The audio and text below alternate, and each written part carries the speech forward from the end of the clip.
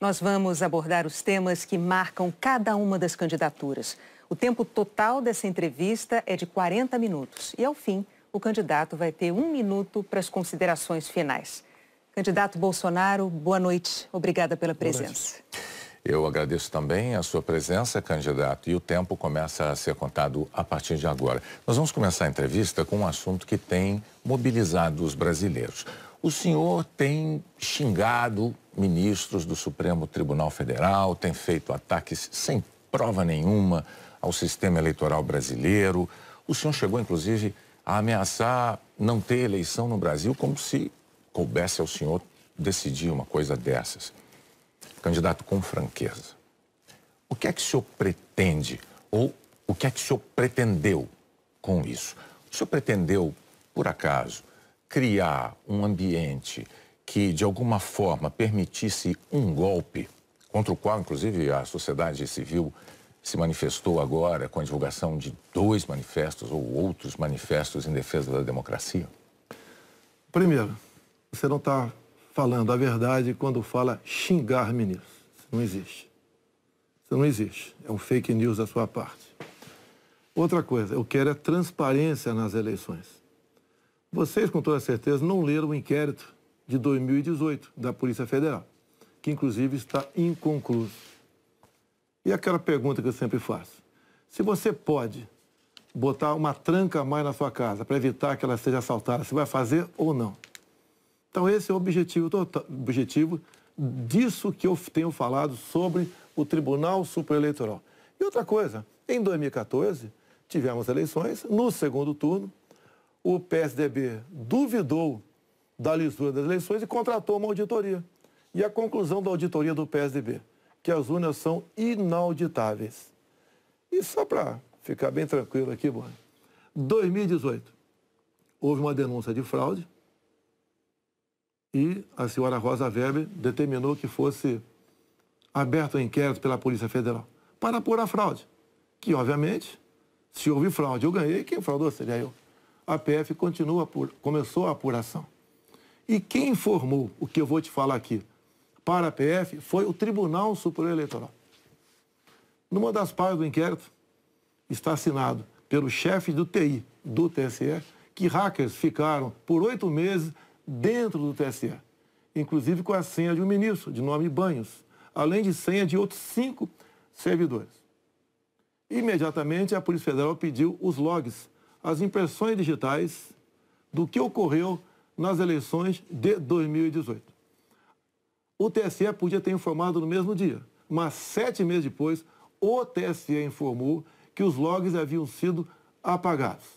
Então, a grande interrogação é exatamente essa daí. Nós queremos evitar que dúvidas pairem por ocasião das eleições agora desse ano. Candidato, nada mais além disso. É curioso que o senhor se refira a esse episódio, porque o senhor, inclusive, foi acusado de ter divulgado informações sigilosas de investigações inconclusivas. Mas sobre a transparência que o senhor afirma defender das urnas, órgãos fiscalizadores como o Tribunal de Contas da União, a Advocacia Geral da União, associações de juízes, associações de juristas, associações de delegados da Polícia Federal, todos já atestaram a segurança das urnas eletrônicas. Eu vou além. A transparência e a segurança das urnas eletrônicas tem sido motivo de orgulho da maioria da população brasileira. Agora, o senhor começou a sua resposta afirmando que eu tinha cometido fake news. Em nome da verdade, candidato, o senhor xingou ministro do Supremo de canalha. O senhor fez isso com o microfone. Então, e ele vinha fazendo contra mim. Mas, candidato, eu lhe perguntei qual era o seu propósito. Lembra a pergunta que eu fiz ao senhor? Qual era o seu propósito? Falou ministro. Foi um ministro específico. Senhor. Tá ok? Tá refeita aqui a dúvida? Mas não, é que o senhor disse que eu cometi fake news.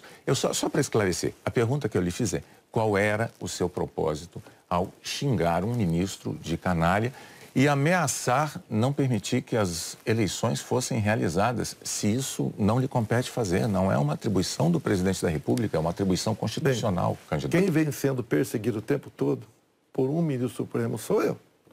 Um inquérito completamente ilegal. E as medidas que vinham sendo tomadas por esse ministro era contestada. Lá atrás, inclusive, a procuradora Raquel Dodge deu um parecer para que esse inquérito deixasse de existir. E continua existindo. A temperatura subiu. Hoje em dia, pelo que tudo indica, está pacificado. Espero que seja uma página virada. Até você deve ter visto, por ocasião da posse do senhor Alexandre de Moraes, um certo contato amistoso no nosso lar. E pelo que tudo indica, está pacificado. E quem vai decidir essa questão de transparência ou não serão, em parte, as Forças Armadas que foram convidadas a participar da Comissão de Transparência Eleitoral. As Forças Armadas são uma das partes, né, desse grupo que analisa a segurança. A grande questão não é nem a presença das Forças Armadas, candidato. A grande questão que se dá é que o senhor se coloca como patrono das Forças Armadas e a forma como o senhor ataca o sistema eleitoral é que causa ruído e que causa uma certa intranquilidade no ambiente eleitoral. Teremos eleições, o ministro Alexandre de Moraes acabou de assumir. Amanhã ele tem um encontro, pelo que me parece, um encontro com o ministro da Defesa para tratar desse assunto sobre transparência eleitoral. Eu tenho certeza que o ministro Alexandre de Moraes vai conversar e chegar a bom termo essa questão de eleições. Agora, precisei provocar para que chegasse a esse ponto. Pode ter certeza que vão ter eleições limpas e transparentes no corrente ano. O senhor costuma dizer que defende a liberdade, mas a impressão que dá quando a gente vê manifestações de apoiadores seus é de que nem todos têm a mesma percepção daquilo que o senhor defende, porque é muito comum vermos apoiadores seus defendendo medidas absolutamente inconstitucionais.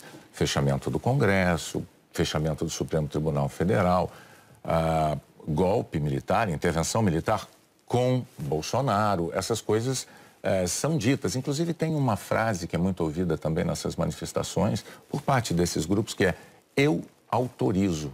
No entanto, o senhor não os desautoriza, candidato. Isso não é uma sinalização ruim dessa parcela de apoiadores? Você vê as manifestações nossas sem qualquer ruído. Uma lata de lixo sequer virada nas ruas. Eu considero como liberdade de expressão. Essas, artigo 142. O que é artigo 142? É um artigo da Constituição, que eu não entendo da maneira como alguns pouquíssimos entendem. Quando alguns falam em fechar o Congresso, é liberdade de expressão deles, eu não levo para esse lado. Tá? E para mim isso aí faz parte da democracia. Eu não posso eu ameaçar fechar o Congresso. Isso, ou o Supremo Tribunal Federal. Então, Bonner, eu não vejo nada demais, vejo como liberdade de expressão, como alguns falam em AI-5, nem existe mais AI-5. Você querer punir alguém por ter levantado uma faixinha no meio da multidão AI-5, bom, isso aí é uma coisa que, no meu entender, não leva a lugar nenhum. Agora, o outro lado... Eu não quero interrompê-lo, mas é que o senhor disse algo muito... Perdão, candidato. O senhor disse algo muito importante ainda há pouco. O senhor disse, referindo-se ao ministro Alexandre de Moraes, que teremos eleições, elas serão limpas, etc. Com o intuito de tirar esse estresse, tirar a intranquilidade desse momento eleitoral do Brasil, o senhor não quer aproveitar essa oportunidade diante de milhões de brasileiros para assumir um compromisso eloquente de que vai respeitar o resultado das urnas, seja ele qual for? Seja qual for, eleições limpas devem e têm que ser respeitadas. O senhor vai respeitar... Limpas e transparentes têm que ser respeitadas. Está atestado que as eleições brasileiras são limpas e são transparentes e que as urnas são auditáveis. Isto posto, eu lhe pergunto mais uma vez. O senhor vai assumir um compromisso diante de milhões de brasileiros de respeitar o resultado das urnas e estimular os seus seguidores a fazer o mesmo, candidato? Serão respeitados os resultados das urnas desde que as eleições sejam limpas e transparentes. Como você disse que são auditáveis, em 2014 não aconteceu isso. Mas tudo bem. Vamos botar um ponto final nisso? O senhor vai botar um ponto final? Está resolvido, ponto final. Vamos para outra pergunta, outro assunto. Então, vamos respeitar outro... Nós temos uma declaração importante do candidato Bolsonaro assumindo publicamente o respeito ao resultado das urnas de outubro. Renata. Pandemia, candidato. Claro. Nos momentos mais dramáticos, o senhor imitou pacientes de Covid com falta de ar. Sobre as mortes, o senhor disse, e daí? Eu não sou coveiro? O senhor estimulou o uso e usou dinheiro público para comprar medicamento comprovadamente ineficaz contra a Covid. O senhor desestimulou a vacinação. O senhor Não teme ser responsabilizado, se não pelos eleitores, pela história? Olha, nós compramos mais de 500 milhões de doses de vacina. Só não se vacinou quem não quis. Eu acho que vocês dois se vacinaram. Comprada por mim. E em tempo bem mais rápido que outros países, que isso não tinha no mercado. Não poderia eu, num primeiro momento, por exemplo, falar que devíamos assinar certos contratos, como por exemplo com a Pfizer, onde a Pfizer não garantia a entrega da vacina. A primeira vacina no mundo foi dada em dezembro de 2020. Em janeiro, nós já estávamos vacinando no Brasil. Então, fizemos a nossa parte. E o grande erro disso tudo foi um trabalho forte da grande mídia, entre eles a Globo, desestimulando os médicos a fazerem o tratamento precoce, que isso é conhecido como uma liberdade do médico. Quando algo é desconhecido, como até hoje é desconhecido ainda os efeitos, possíveis efeitos colaterais da vacina, desaconselhar, inibir, ameaçar, caçar o registro de médicos. Isso que foi errado feito durante a pandemia. Mas, candidato, o senhor desestimulou a vacinação. Isso não tem nada a ver com liberdade. O senhor chegou a dizer que quem tomasse a vacina poderia virar jacaré. Mas o senhor associou a vacinação ao vírus da AIDS. E mais, quanto às vacinas, a Pfizer esperou 93 dias por uma resposta quando a empresa procurou o governo para tratar de vacina. A Coronavac, o senhor desautorizou o ministro e chegou a suspender a compra da vacina. Não houve suspensão da minha parte. A questão da Pfizer. No contrato da Pfizer estava escrito: não nos responsabilizamos por qualquer efeito colateral. Outra coisa, a Pfizer não apresentou quais seriam os possíveis efeitos colaterais. Eu usei uma figura de linguagem, jacaré.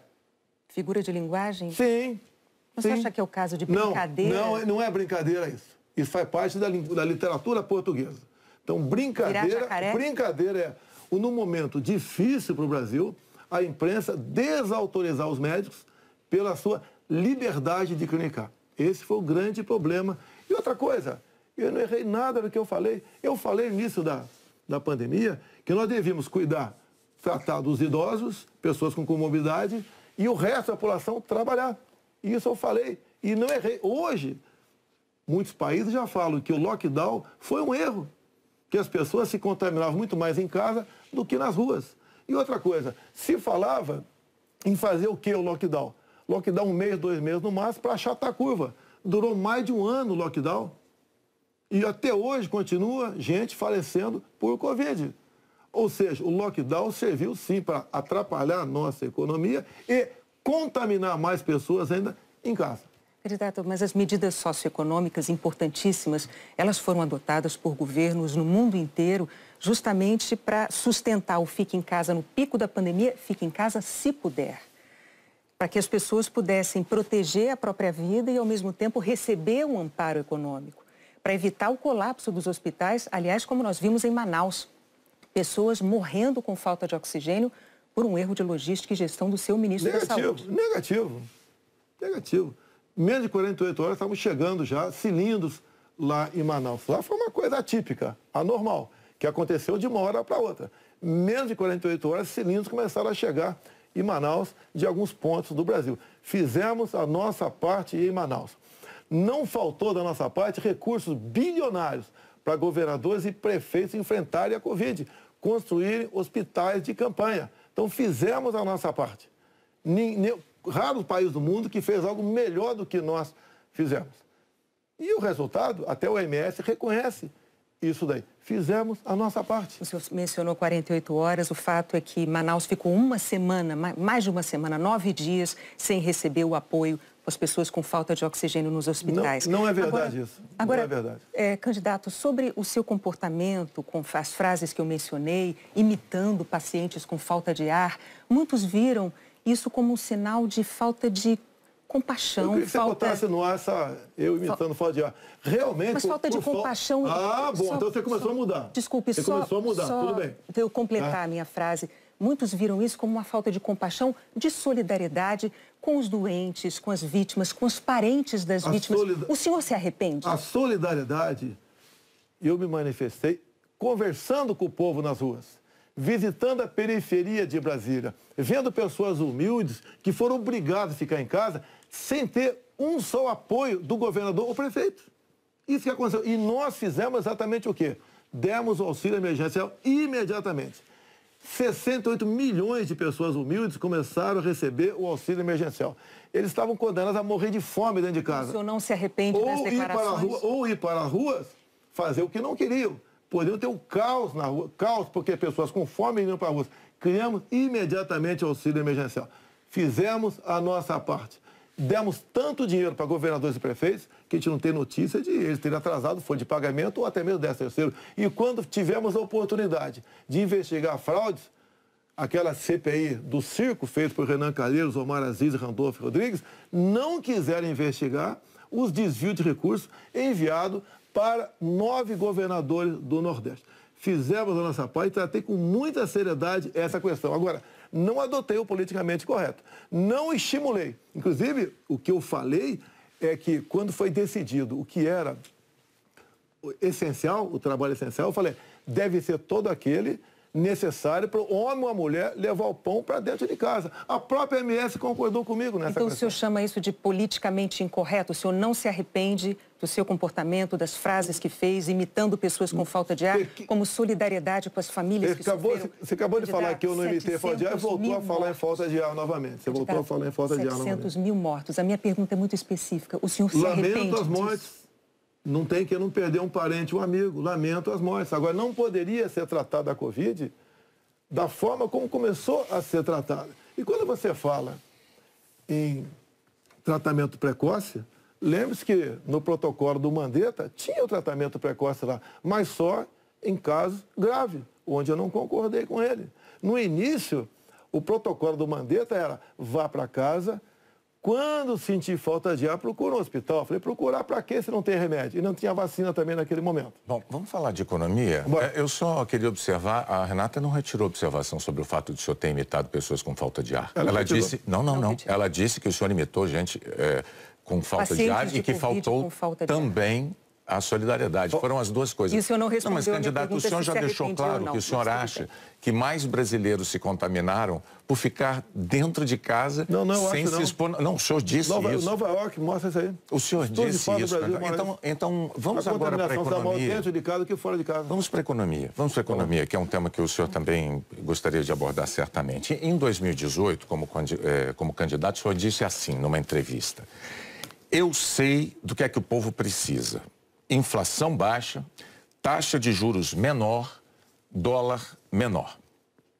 Aí veio o seu governo, os juros básicos da economia dobraram, a inflação mais que dobrou, o dólar que estava em R$ 3,90 está em mais de R$ 5,00. É verdade que tudo isso se deu num cenário de pandemia e num cenário também de guerra na Ucrânia. Ocorre que esse cenário não mudou, não é? A pandemia não acabou, infelizmente, e a guerra da Ucrânia é uma realidade ainda. Pergunto, candidato, qual é o seu plano, uma vez reeleito, para cumprir num segundo mandato as promessas que o senhor fez em 2018 para a economia? Primeiro, as promessas foram frustradas pela pandemia, por uma seca enorme que tivemos no ano passado e também pelo conflito da Ucrânia com a Rússia. Se você pegar os dados de hoje, você vê o Brasil como talvez o único país do mundo com uma deflação. Um país onde vai ter uma inflação menor do que, por exemplo, a Inglaterra, menor que os Estados Unidos. Você vê também que a taxa de desemprego tem caído no Brasil. Os números da economia são fantásticos, levando-se em conta o resto do mundo. Nós não podemos... Se fosse apenas o Brasil com esses problemas, eu seria o responsável. O que nós pretendemos fazer? É continuar exatamente na política que vamos fazendo desde 2019. A grande vacina a favor da economia em 2019 foram reformas, como, por exemplo, da Previdência. Foi, por exemplo, a Lei da Liberdade Econômica. Foi a modernização das NRs, das normas regulamentadoras. Milhares de normas nós deixamos de lado, nós revogamos. Então, a grande reforma da economia foi feita, a grande vacina foi feita em 2019, que fez com que nós pudéssemos suportar 2020. Nós pegamos 2020 e 2021 e tivemos um saldo positivo de quase 3 milhões de empregos no Brasil. Diferente de 2014 e 2015, que tivemos uma perda de quase 3 milhões de empregos no Brasil. Isso é sinal do quê? competência da equipe econômica. Programas como, por exemplo, o Pronamp e o BEM preservaram mais de 10 milhões de empregos no Brasil. O próprio auxílio emergencial, num primeiro momento R$ 600, fez com que a economia, em especial nos pequenos municípios, o município não colapsasse. Então, essas medidas, entre outras, fizeram a gente romper 2020 e 2021. 22, quando veio a guerra agora, problemas nós tivemos. Fui na Rússia negociar fertilizantes com o presidente Putin. Se não tivesse ido, não teria fertilizante para a nossa safra agora, desse segundo semestre. Não, isso é importante. Não. Isso garantiu que a segurança alimentar do nosso Brasil e do mundo. Só para concluir, então, num segundo mandato, o senhor daria sequência aos planos que foram estabelecidos e desenvolvidos no primeiro plano. Bonner, você pode ver, Bonner, nós somos o 7º país mais digitalizado do mundo. Tá? Nós fizemos muita coisa no Brasil, atendemos realmente a todas as camadas da sociedade. Só agora, na questão do IPI, a proposta do Paulo Guedes, que está parada no Supremo Tribunal Federal, nós pretendemos diminuir impostos de 4 mil produtos em 35% de IPI. Para o segundo mandato. Não, desse agora. É que a proposta parou no Supremo Tribunal Federal. Estamos há semanas. Agora, senhores, para que a gente possa abordar... Isso começou há 2 meses a redução de IPI, não foi de agora. Para que nós possamos abordar nessa entrevista o maior número de temas, vamos prosseguir, vou falar sobre meio ambiente. Em 2020, o seu então ministro do Meio Ambiente, Ricardo Salles, disse que era para aproveitar que a imprensa toda estava focada na cobertura da pandemia para ir desregulamentando as leis ambientais, o que ele chamou de passando a boiada. Fato é que, no seu governo, a taxa anual de desmatamento da Amazônia deu um salto, é a maior em 15 anos. O senhor continua apoiando essa política de desregulamentação? Olha, você tem que pensar que na Amazônia você tem quase 30 milhões de habitantes lá. Tem 30 milhões de brasileiros na Amazônia. Primeira preocupação é essa. Outra, qualquer propriedade lá tem que preservar 80% e pode usufruir de 20%. Eu tentei, nos primeiros 2 anos de mandato, fazer a regulação fundiária, para saber, por exemplo, qualquer local desmatado ou com foco de calor, de quem é o CPF daquela propriedade. O presidente da Câmara não colaborou para botar essa proposta avante. Agora, quando se fala em Amazônia, por que não se fala também agora na França, que há mais de 30 dias está pegando fogo? A mesma coisa está pegando fogo na Espanha e Portugal. Califórnia pega fogo todo ano. No Brasil, infelizmente, não é diferente. Acontece. Grande parte disso aí, alguma parte disso aí é criminoso, sei disso. Outra parte não é criminoso. É o ribeirinho que toca fogo ali na sua pequena Uma coisa propriedade. É incêndio natural, outra coisa é o desmatamento. Mas tem incêndio, o Pantanal Sul-Mato-Grossense é comum pegar fogo de forma espontânea. Agora, candidato, a favor das críticas dos especialistas à sua política ambiental, tem os números. No seu governo, a taxa anual de desmatamento da Amazônia saltou de 7.500 km² em 2018 para 13 mil ano passado.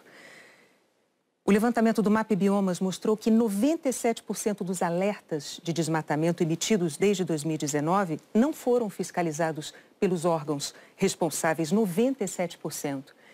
Especialistas dizem que quando o senhor desautoriza, por exemplo, a destruição de equipamentos pelos órgãos fiscalizadores ou quando o senhor desmonta órgãos como o IBAMA, o senhor está passando uma mensagem de incentivo a quem desmata ou ao garimpo ilegal. Primeira coisa, a destruição, como dá em lei, é se você não puder retirar o equipamento daquele local. O que vinha acontecendo, e ainda vem, infelizmente, é que o material pode ser retirado do local, porque se chegou lá, pode ser retirado. E há o abuso de uma parte. E como eu disse para você, tem locais... De qual parte? Tem locais na Amazônia ali que é permitido.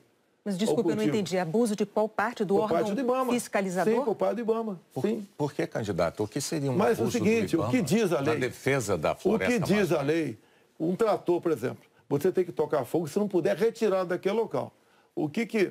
E muitas vezes o pessoal do IBAMA faz? Toca fogo mesmo podendo retirar o material de lá. Mas a quem interessa defender a posse de um trator utilizado para derrubar árvores na Amazônia, candidato? Mas não está derrubando árvore na Amazônia, está derrubando em áreas, muitas vezes... Mas a lei não fala se um local é permitido ou não. A quem interessa, candidato? A lei não fala. Tem sido destruído vem ser destruído. A minha orientação é cumprir a lei. Nada mais além disso. E os órgãos fiscalizadores... Olha só, a Amazônia é do tamanho da Europa Ocidental. Ali na Amazônia cabe uma Alemanha, cabe uma França, cabe uma Itália, cabe um Portugal, cabe um montão de países. Você pensa que fiscalizar, evitar que pegue fogo Mas é só assim, para vamos lá? entender, então, sobre a desautorização dos órgãos fiscalizadores para destruir equipamento apreendido. Não desautoriza, mando cumprir a lei. A lei fala que se o material pudesse retirar de lá, assim como entrou, não é para ser destruído. Mas com que propósito mesmo? Eu não entendi. Cumprir a lei.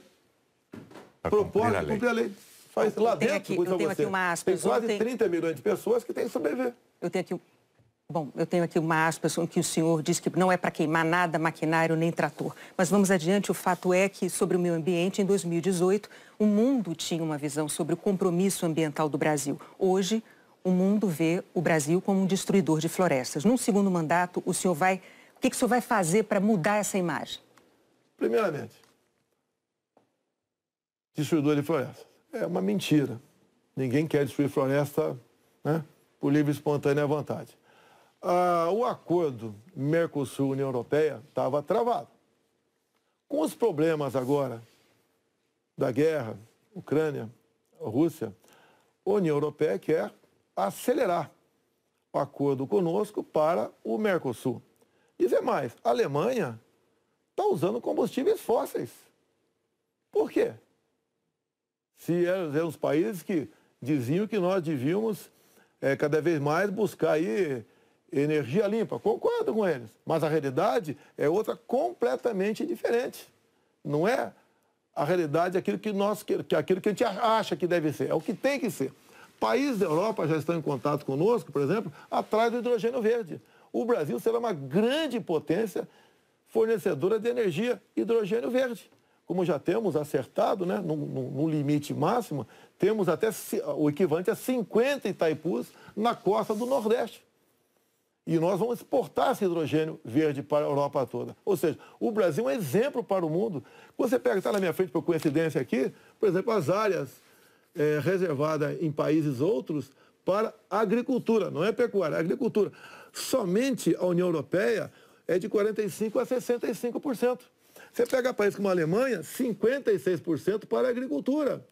Então, você pega o Reino Unido, 63% para a agricultura. O Brasil preserva 2/3, 66% da sua área verde. O Brasil não merece ser atacado dessa forma. Porque, no fundo, há um interesse no agronegócio. É deixar o Brasil de lado. Agora, cada vez mais o mundo vê, como a própria presidente do OMC disse, há 2 meses, 3 meses atrás, disse o quê?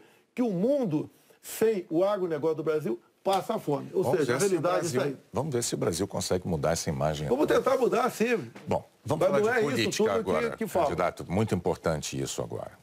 Está também nas atenções por motivos claros. Em 2018, o senhor candidato à presidência, o senhor se apresentava como o candidato da antipolítica e o candidato contra o Centrão.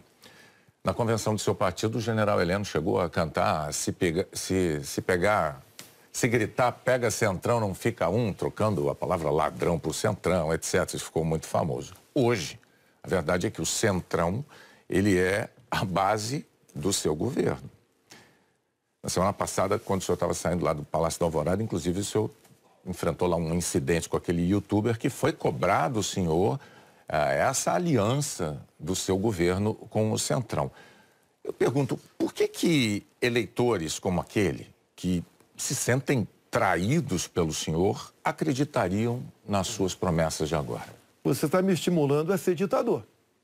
Eu, candidato? Você.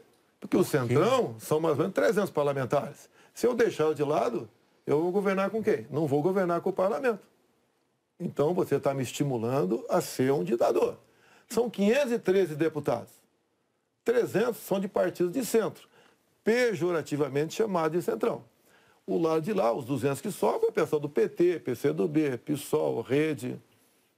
Não dá para você conversar com eles. Até eles não teriam número suficiente para aprovar sequer um projeto de lei comum. Então, os partidos de centro fazem parte, em grande parte, da base do governo, para que nós possamos avançar em reformas, como temos avançado em muitas coisas. Como, por exemplo, através do Centrão, nós conseguimos o Auxílio Brasil de R$ 600 para 20 milhões de famílias. Dá para imaginar isso? E olha só, os partidos de esquerda votaram contra o parcelamento dos precatórios, que era condição para a gente dar lá atrás R$ 400 de Auxílio Brasil para esses mais necessitados. Então o PT votou contra o Auxílio Brasil de 400. Não, votou contra a questão dos precatórios. Do parcelamento, que sem parcelamento você não tem como conseguir recurso no orçamento para pagar os 400. Assim como agora o PT também votou contra, tá? Ou melhor, discursou contra os R$ 600 e votou favorável. A questão política, assim como a questão de poucos meses, para diminuir o preço da gasolina no Brasil, todos os senadores do PT votaram contra a redução de semestre no Senado. Agora vamos lá, candidato. Agora, como é que eu vou trabalhar com o parlamento sem os partidos de centro? Mas a questão... O senhor disse que eu estou estimulando o senhor a ser ditador. Está estimulando, sim. Por favor, candidato. Não, longe de mim, não. Eu não estimulei nada. É que a questão é a seguinte.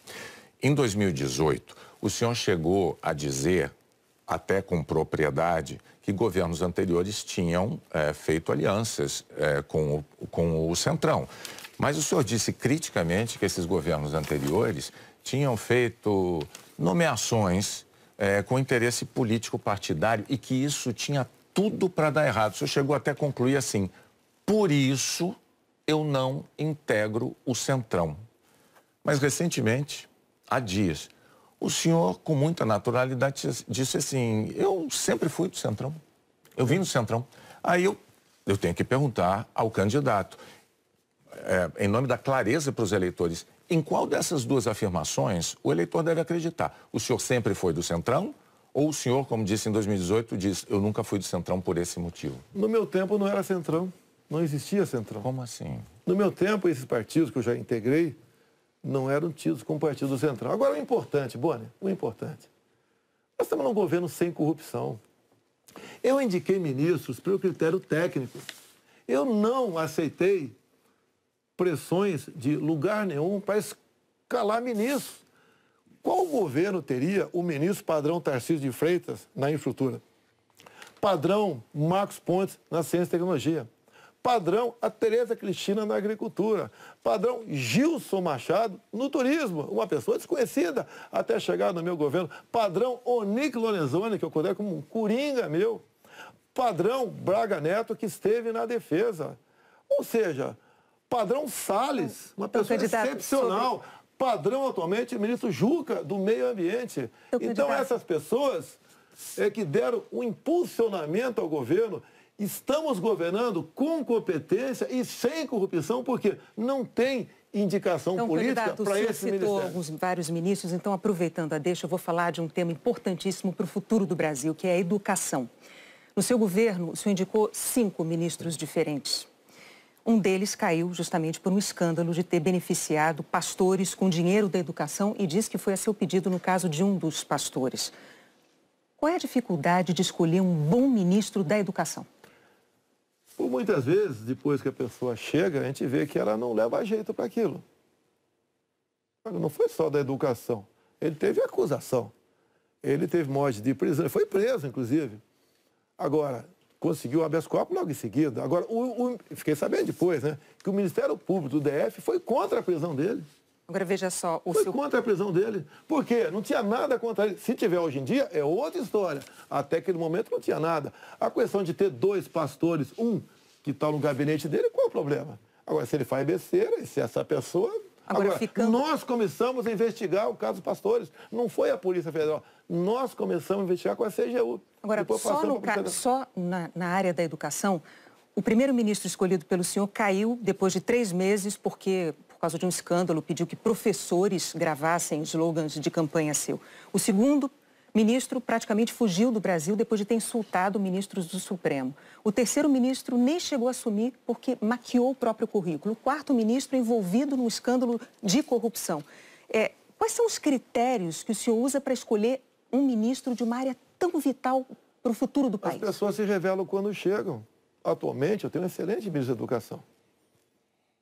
Acontece, é igual um casamento, muitas vezes. Mas o senhor concorda que essa alta rotatividade prejudica o ideal era não ter vários... O ideal era não ter rotatividade nenhuma, mas acontece. Outros ministros foram trocados também. Bom, por vários motivos. Agora, depois desse escândalo do MEC... que escândalo do MEC, Bonner? A saída do ministro... Mas a saída é escândalo, MEC?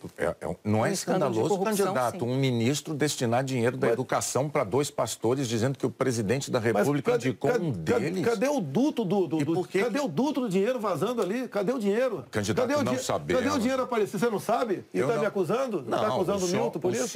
O senhor tem todo o direito de achar que não foi um escândalo. Nós vamos adiante. Depois do caso do ministro Milton Ribeiro no MEC, o senhor atenuou um pouco o seu discurso de que não havia corrupção no seu governo. Antes não tinha corrupção. Hoje, o senhor diz que os casos pipocam. Os casos pipocam de corrupção no seu governo. Bom, ao mesmo tempo, vão se acumulando denúncias de interferências suas na Polícia Federal, que é um órgão de Estado, não é um órgão de governo, e um órgão de Estado que o senhor prometeu prestigiar. Como é que o senhor explica para o eleitor essa mudança da sua postura da eleição de 2018 para cá, candidato? Primeiramente, quem me acusou de interferência na PF foi o ex-ministro Sérgio Moro. Falou que a prova da interferência estava numa sessão reservada nossa. Bem, eu não queria, a sessão foi gravada, eu não tinha obrigação de entregar ali a fita. O senhor teve 4 diretores gerais da Polícia Federal e a cada mudança... Eu não tinha obrigação de entregar a fita. Entreguei a fita. Foi revelado, até com muitos palavrões na reunião de ministros. Não acharam nada. O que acontece? Eu, quando entrego o ministério para alguém, eu dou o ministério para aquela pessoa agir. Tá? A Polícia Federal, com a saída do Sérgio Moro, melhorou e muito na apreensão de drogas, na apreensão de numerários, tá? Em operações, melhorou muito. Em armamento, melhorou. E as pessoas vão mudando. Por exemplo, quando o André Mendonça saiu, porque ele foi para o Supremo Tribunal Federal, eu não considero uma saída da paz dele. Atualmente, temos um delegado da Polícia Federal à frente do Ministério da Justiça. Agora, ninguém comanda a PF, Bonner. Se pudesse comandar, o Lula teria comandado, a Dilma, o Temer, seja lá quem for. Ninguém consegue comandar a Polícia Federal dessa forma, como você está falando aí. É que a Associação dos Delegados da Polícia Federal divulgou recentemente um documento com críticas, né? Eles afirmaram que o senhor e a sua equipe de governo trouxeram desgaste, eu estou lendo aqui os termos dele, trouxeram desgaste à imagem da instituição Polícia Federal e também prejuízos para os policiais federais. E que falas suas, candidato, jogaram desconfianças sobre a autonomia e sobre a imparcialidade da Polícia Federal, que goza de autonomia já há alguns anos, como ninguém poderia negar. Qual é a sua posição, então, diante de um documento com uma queixa, uma acusação como essa da Associação Nacional dos Delegados? Então, primeiro, acabar de confirmar que não tem interferência, que gosta de autonomia. Outra coisa, peraí, eles acabaram de mostrar para mim que não tem interferência, gosta de autonomia. Eles dizem que, eles dizem que o senhor jogou, as suas palavras jogaram desconfianças sobre a autonomia da PF, candidato. Não. Eu acabar de falar que eu estou certo, não tem interferência lá. Contrário. Outra coisa, eles queriam uma reestruturação de carreira agora. Eu achei até justo. Mas outras categorias não concordavam com isso, sem serem beneficiadas também. E daí começou um movimento dentro, por parte de alguns delegados da PF, contrário à minha posição, que desagam numa nota como essa daí. Eu queria, inclusive, reestruturar a Polícia Rodoviária Federal, que era bem mais fácil, menos onerosa. Os delegados, essa mesma associação, não topou fazer isso aí. Então, aí está uma briga política, salarial, por trás disso. Candidato, o senhor agora tem 1 minuto para suas declarações finais. Pois é, passou rápido. Eu queria ficar algumas horas com vocês aí. Tá? Quando o senhor começar, a gente começa a contar o tempo. Vamos lá. O que eu tenho a falar para a população brasileira? Peguei o Brasil numa situação crítica, na questão ética, moral e econômica. Começamos a trabalhar. Tá? Fizemos muitas reformas em 2019. Infelizmente, tivemos a Covid. Depois tivemos a guerra lá fora. Tá? Tivemos uma seca enorme. E nós fizemos todo o possível para que a população brasileira sofresse o menos possível. Isso nós fizemos.